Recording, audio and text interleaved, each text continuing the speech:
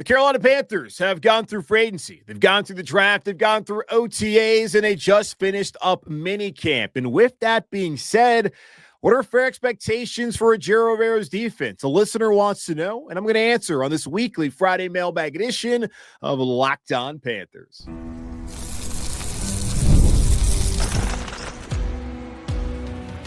You are Locked On Panthers, your daily Carolina Panthers podcast. Part of the Locked On Podcast Network, your team every day.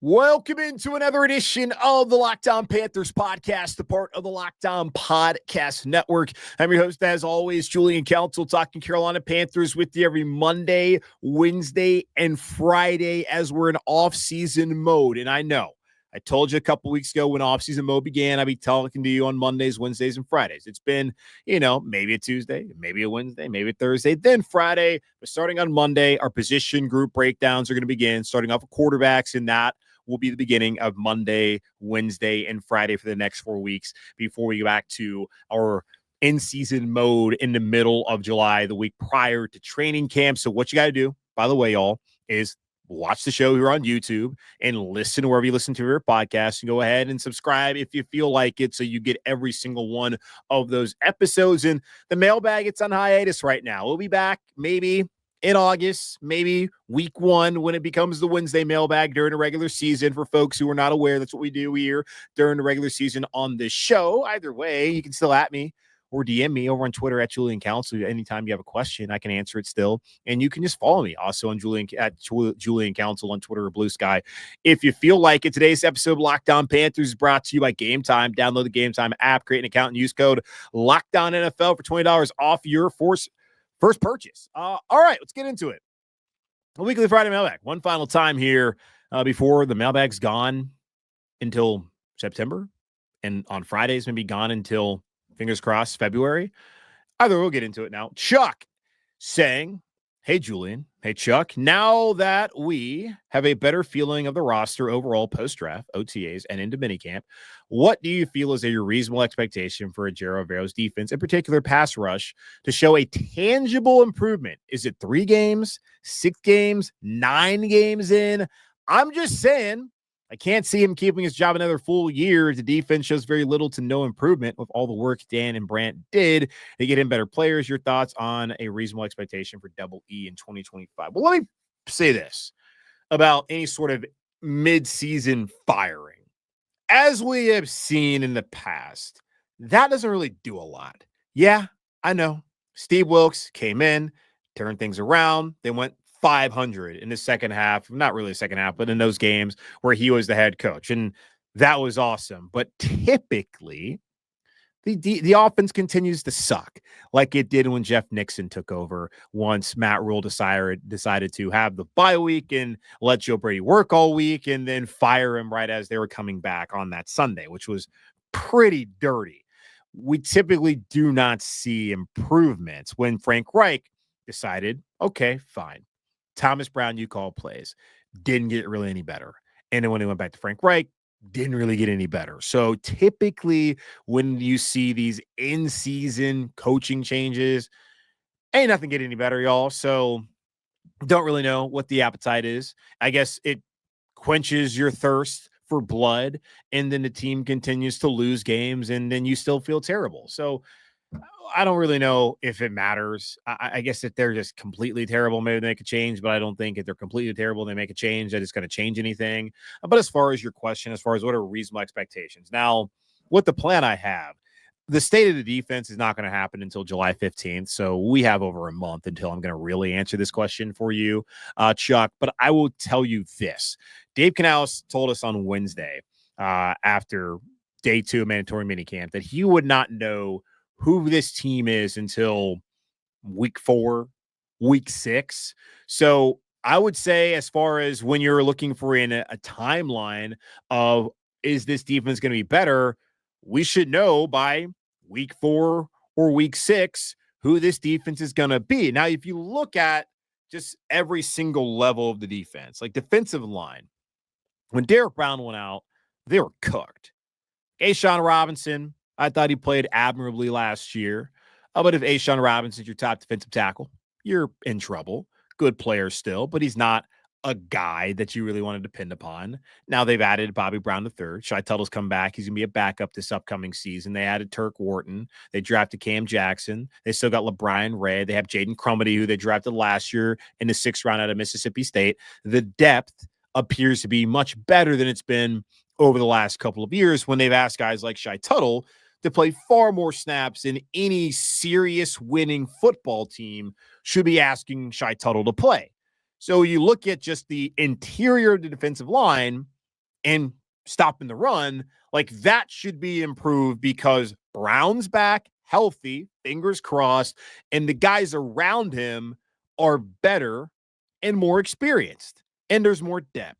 So that in itself should improve the defense. So I think it's reasonable to expect with Derrick Brown back and the additions made in the interior defensive line that they're not going to be that bad again, right? You look at the edge. I don't know right now if realistically you can believe they're going to be that much better as pass rushers off the edge this upcoming season. Patrick Jones II, that's not really what he's known to do. DJ Woonem brought some juice last year. We'll see if he can do it. Now, Nick Scorton has the ability. Princely Umanmielen has the ability, but the rookies.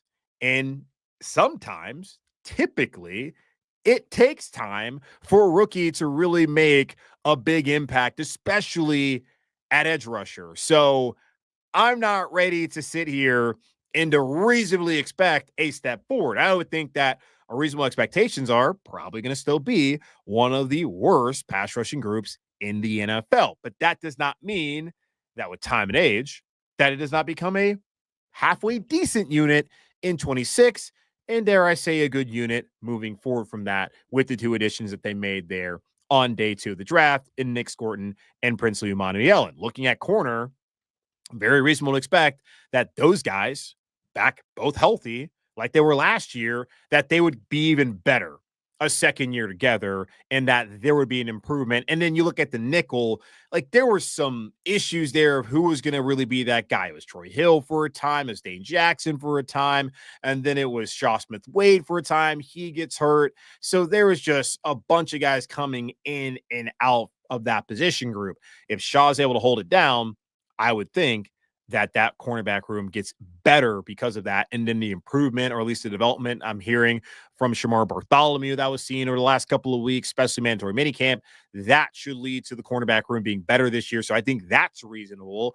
And in safety, I still think they need to add another guy. But Tre'von Moehrig, I do think, is an upgrade over what they had last year. I don't know if Damani Richardson, who did play better, is truly what they need. I don't know if Lathan Ransom, who they just drafted in 4th round from the Ohio State, if he is truly what they need right now. So to me, I do think it's reasonable to expect this defense to be better, but I don't know how much better. I'll break it down once I truly go through all the defensive numbers and what I'm expecting out of each position group. July 15th will be the state of the defense, but really early July will be when I give you all of the defensive thoughts I have on each position group as we get to that starting on Monday with the quarterbacks. But right now, I would say wait till week 4, week 6, which Lord knows y'all aren't patient because you wanted Bryce's head after week 1 last year. You were begging for Andy Dalton after a 1 game, which still is just insane. And you were right for a week, 1 week, maybe even 2, if I'm being generous. So we know you're not patient. But the coach said, we won't know who we are until week 4 or 6. So we won't know who this defense is until week 4 or 6. So wait until week 4 or 6. And it's a fire Ejiro midseason. Don't expect to get any better because it rarely ever does. But I do think it's reasonable to expect this to be a better defense. We just won't know until week 4 or 6. So appreciate the question. Chuck, take a quick pause, come back here and answer more of your Leaky Friday mailbag questions right here on Locked On Panthers. There's nothing like the atmosphere of an NBA playoff game. Every bucket, every defensive stop, every moment feels huge. It's electric in the arena. And with Game Time, you can be part of it without the stress of last-minute ticket hunting. Game Time makes it fast and easy to get playoff tickets, even when demand is sky high. Prices on the app actually go down as tip-off gets closer, and their last-minute deals can save you up to 60%. Game Time's all-in pricing means no surprise fees at checkout. What you see is what you pay in. If you want to spend the money, go to Indianapolis, go to OKC, and go with Game Time so you can save some money. Take the guesswork out of buying tickets with Game Time. Download the Game Time app, create an account, and use code LOCKEDONNFL for $20 off your first purchase. Terms apply. Again, create an account and redeem code LOCKEDONNFL for $20 off. Download Game Time today. Last minute tickets, lowest price, guaranteed. Back to your weekly Friday mailbag questions. The last Friday mailbag for a time. Maybe we'll get back to it once training camp rolls around. But right now, looking at my calendar of what I'm planning, don't know when it's going to come back, but it'll be back. It'll be back maybe on a Wednesday, maybe that first Wednesday on September 3rd, heading into week 1. But it'll be back at some point. Just not sure when. Either way, Brody asked, are there any players on our roster, like center, that we could trade to another team for a starting free safety? Good question, Brody. Good question, because you look back at last year, Carolina traded a 7th-round pick who wasn't going to make the team over to Seattle. That was Michael Barrett, over to Seattle for a starting corner. So it is very possible that Carolina could find another player who's not going to make the roster and trade them for a player who can be a starter for them. We saw it last year, and it's possible it could happen again this year when it comes to safety. Now, I don't think that's going to be necessary because there's still veteran safeties that are available for free. So I think that would be the smart thing to do. Now, you do bring up an interesting point there when it comes to center, because say Austin Corbett's not going to start here, there could be a team that has an injury, whether it to be to their center or to a guard on their team, and they call up Carolina saying, what do you want for Corbett? We need a guy. And for the Panthers, they could afford to do that because they still have Chandler Zavala coming into his 3rd year who can come in and be a backup at guard. They still have Brady Christensen, who right now they'll view more of his tackle, but he can come in and play center. So they already have a guy already on the roster who has experience starting at center and playing that position. And they could move on from Cade or Austin, but you would think there may be more value in Austin Corbett just because he's been really good at right guard and he's been able to play center, albeit for 4.5 games last year. But he has that versatility and he has the experience of being on a Super Bowl winning team with the Rams before he came to Carolina. So there could be value there. And maybe that just yields Carolina a draft pick. Maybe it yields them a player who can come in and start for them at safety. I just think right now that they're probably not looking to do that. And you would have to look at the rest of the roster and try to think of like who are some of the maybe underperforming guys that were highly touted coming out of college that just haven't really been able to make an impact. And like last year, I mean, I'm rolling my eyes because it's like highly touted how, but Jonathan Mingo, Panthers got a 4th-round pick from Dallas, and he went to Dallas and did nothing. So that could be a possibility if they want to do that. Maybe, I don't think so, maybe Hunter Renfrow, but if he's not going to make the Panthers roster, then why would anyone trade for him really when he hasn't played football? He didn't play last year, then his last 2 years in Las Vegas left you wanting, and he was sick. And I don't think a lot of teams knew that, of course, but that probably doesn't work out. Possibly they can move off of a defensive lineman if they wanted to. I wouldn't want to do that. I would want to keep the depth there. Yeah, I would think like safety is probably the position. And I'm just trying to think of like looking at the roster, trying to find young guys who were drafted like in maybe day 2 that haven't really panned out yet. I don't think there's really anyone you can point to at this point in time where it would make sense for Carolina to trade them for a potential starter. Only time will tell. But right now, nah, don't think so. But center, we'll see how that competition goes and what happens around the league and if the Panthers want to make a move there. Matt asking me, do you believe or see anyone on this team as the roster is today, that could become a Panthers legend. For example, like Steve Smith or Luke Kuechly. Well, you look at both of those guys, they're both going to be in the Hall of Fame. So do I see anyone right now on the Panthers roster who's going to be in Canton? No, I do not. Haven't seen enough because, like, look, Derrick Brown has played 20, 21, 22, 23, 24. So he's played 5. He has 5 accrued seasons, even though he was injured last year. 5 years in, 1 Pro Bowl. Don't think he's on a Hall of Fame track. JC Horn's played now at 4 seasons, 1 Pro Bowl. Right now, not on a Hall of Fame track. And they don't have to be a Hall of Famer, but you're bringing up 2 Hall of Famers. I understand what you're really asking as far as like, are there anybody in the roster who Panther fans are going to forever just adore? Here's the thing, man. Like growing up here in Charlotte, like I went to every game with my dad for like over a decade. We didn't miss a game. And the only uniform I ever wore was Steve Smith's. Only uniform I wore was his. So there has not been a receiver since he left. And that was 2014. So we're talking about over a decade. Hasn't been a single receiver, in my opinion, that has been worthy of the kind of adulation Panther fans have given him. I know DJ Moore was, I guess, that guy, and Steve did say on draft night they hadn't been able to replace me until then. They didn't even replace Steve with DJ Moore because DJ ain't going to the Hall of Fame. And DJ, of course, not here in Carolina, not by his own volition, but he's no longer here.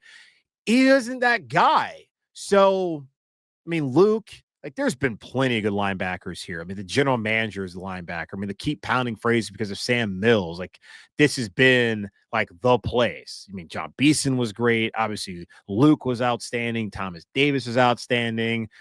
Shaq for a lesser extent, but a solid player. I don't think there's anybody people are going to look back at fondly upon, I suppose. But you got to win.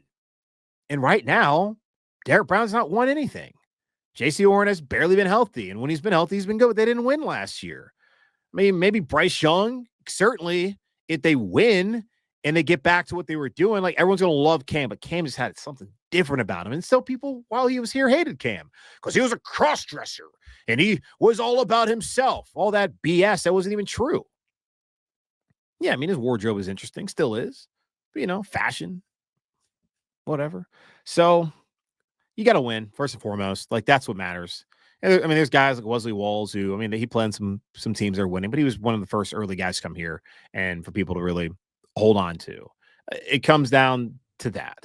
You have fond memories when it comes to Smitty. You have ice up Son and beating the Patriots on Monday Night Football. You have fond memories when it comes to Luke Kuechly with the pick 6 there against Arizona, hell, against Seattle, right? And hell, the one even on Thanksgiving against Dallas. You have fond memories. What fond memories do you have of anyone on this roster right now? None. I mean, maybe you do. Maybe you have like a wholesome thing, like you met them, they signed your kid's football or something like that. But like on the field, what a Sunday, what a moment it was for the Panthers. There has not been a single guy to give you one of those. So, yeah, it's possible. I can see JC or Derrick or Bryce or T-Mac, Xavier Legette. I can see some of these guys be able to do that in their Panthers career possibly and become guys that you love. But like right now, no one's done it. So it's got to happen. Like that's how you get there on that stage. You have to win games. You need to get to a Super Bowl. You need to get deep in the playoffs and have those big time playoff moments. Chicago as well as Steve. X-Clown. We're talking about like 2 of the best to ever do it. So yeah, these guys have to have some monster moments and really change things around to get into that light, that stratosphere. I mean, literally, because you look at it, I mean, the names are right at the top of the stadium. Now, Luke's not there yet. I'll be there. So, yeah, I mean, I could see it, but it's going to take a lot. And there's been a lot of bad with some of these guys that we're looking at for them to ascend to that level. Because, like, we never saw anything bad from Luke Kuechly. He came in and immediately was one of the best in the NFL. Steve, we didn't see anything bad from him. We've seen some bad from some of these other guys who we're thinking could potentially be that one day. Not to say they can't do it, but Yeah, appreciate the question. All right, one more quick pause. I'll come back here and answer the rest of your weekly Friday mailbag questions right here on Locked On Panthers.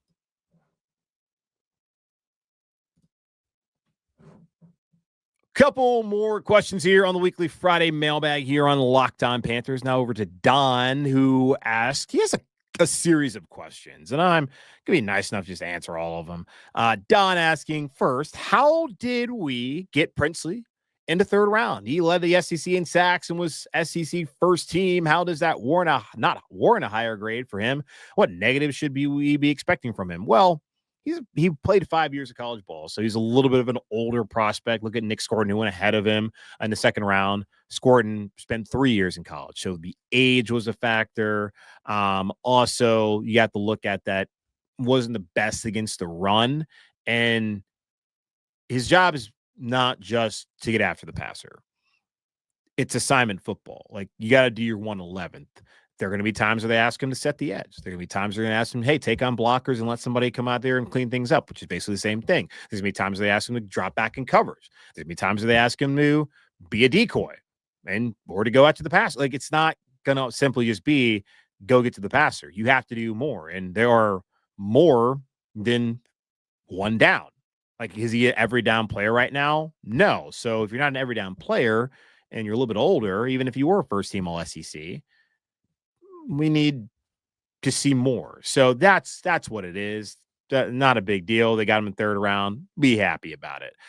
Don't question it. I'm not saying you're not happy. No reason to question it. Just, thank the football gods. Next question from Don. Do you think the Panthers got Trevor Etienne as a safety net when they bring back Jonathan Brooks and get rid of Rico next year?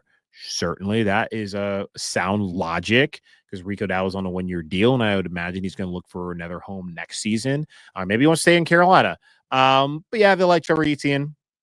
You saw Panthers blueprint, maybe you didn't, over on YouTube, on the Panthers YouTube, and they were talking about how much they like Trevor Etienne and the speed he brings, and he can be a special teams guy for them. I don't think Jonathan Brooks is really going to be a returner, so that's an element that Trevor Etienne brings that Brooks was not going to bring to Carolina, and you have no idea what they're going to get out of Jonathan. They're going to keep telling you that they still believe Jonathan has a future here in Carolina, and yada, yada, yada, but man, that second ACL tear, that could be a lot to overcome for Jonathan Brooks in a career that hasn't really even gotten off the ground. So yes and no. Another question from Don. Do you think there's a reliable starter potential for Demani Richardson? Yeah, you saw it last year. You look at PFF. He was the best safety on this roster when you had a bunch of veterans like Jordan Fuller and Nick Scott, who's back here in Carolina, and Xavier Woods, who did not play to the standard that really needed to be set last year. So there's a possibility that Demani Richardson can do that. And he was somebody who really impressed in camp last year, made the roster, had an opportunity late in the season when he was starting. So yeah, I can see it. And then cap-wise, final question from Don, would the Panthers be able to afford Jair Alexander? Looking at overthecap.com, and actually let me look at the public salary cap report if it's up to date.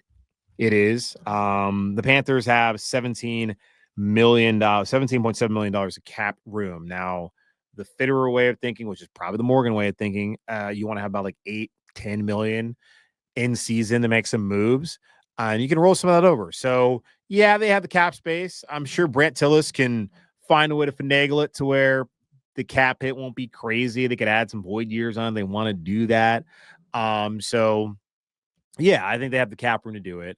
But like I said to y'all, I think on Tuesday, can't remember. Well, I don't get the thirst. You got JC and Mike Jackson, who just got re-signed this offseason. One extended, one re-signed. And then, apparently Shamar Barkley is making plays. Caleb Evans is in there. Like, they don't seem to be that interested in trying to get a safety or a corner. Hopefully get a safety, but a corner doesn't really seem like they're that interested in, like, does he fit? Because, again, the last time this guy was in Charlotte, he named himself captain, and the Packers suspended him for it. So I don't know if he fits the vibe. Ted, final question here. Do you think the Panthers or any NFL team should be taking a good look at the UFL for needed players? I feel like having some experience, even in a spring league, would be better than someone right out of college without much playing time. Yeah, it could be beneficial. I am sure that the Panthers and the other 31 teams are all looking at UFL players. I cannot tell you a single name of a UFL player. I don't watch that mess. Spring is for baseball, college in particular. Heart's still broken. Thanks for asking. You didn't. Yeah, like they'll look at him. I'm sure they were scouting. They're watching. It makes no sense not to. There's a big need for a developmental league, and they have it. And it's great. There's a spring league for guys to be able to have that as a launching pad. And it is going to be difficult for those guys to. And they didn't go through that many games. I don't think they play that many games. I don't know how many games they played. Don't really care. So they can come back and play another season, and it's not like you're going to play a big role on an NFL team. But yeah, I do think it would be smart for them to look at them, and I think they probably are, and they have in the past. Hell, PJ Walker was the XFL Mahomes prior to the world ending, but then it didn't. So yeah, I think they probably already looking, and they will look. And if they add somebody, great. If they don't, also not that big of a deal. All right, that's going to wrap up this edition of Locked On Panthers podcast, part of Locked On Podcast Network, hosted by yours truly, Julian Council. Again, y'all subscribe or follow the show for free right here on YouTube or wherever you listen to your favorite podcast. And be sure to follow me, Julian Council, over on Twitter and Blue Sky at Julian Council. No, the mailbag will not be back next Friday. Will not be back for possibly a few months, but you can still hit me up and ask me any questions you want on Twitter, and I'll get to you eventually. Maybe not that often in the summer months, as I'll be recording a lot of shows ahead of time and taking some time off, but still I'm here for you. But in the meantime, and by the way, Monday. All right. So Monday is when we truly start the Monday, Wednesday, Friday schedule for the next 4 weeks. So we're going to do it again here this offseason. I'm going to do it again, but we're a team. The Panthers position previews, looking at every position on the offense, every position on the defense, doing a state of the offense, a state of the defense. So Monday, we got quarterback. Wednesday, we got running back. Friday, we have wide receiver next week. Then we'll have tight end, offensive tackle, interior offensive line, state of the offense. And then we'll get starting in July, we'll get to the defensive portion of things before we get to just looking at training camps, talk about the weakest, strongest wildcard positions, all of that'll be coming out. So next couple of weeks, like the next 4.5, 5 weeks, it's going to be all position previews. So tune into those. Please hope you guys enjoy those, especially if you're driving on the holiday. You can stack those up. That'll be like an hour and a half of your drive that can go away by listening to me, or maybe it'll put you to sleep. If you need to put your kids to sleep, certainly that could happen. But yeah, that's what we're going to do. So starting Monday, we're back with our position preview, starting off with quarterback, talking a lot about Bryce Young, of course, as we get ready for the 2025 season. So again, be safe, be happy, be whole as always, keep pounding, and I will talk to y'all on Monday.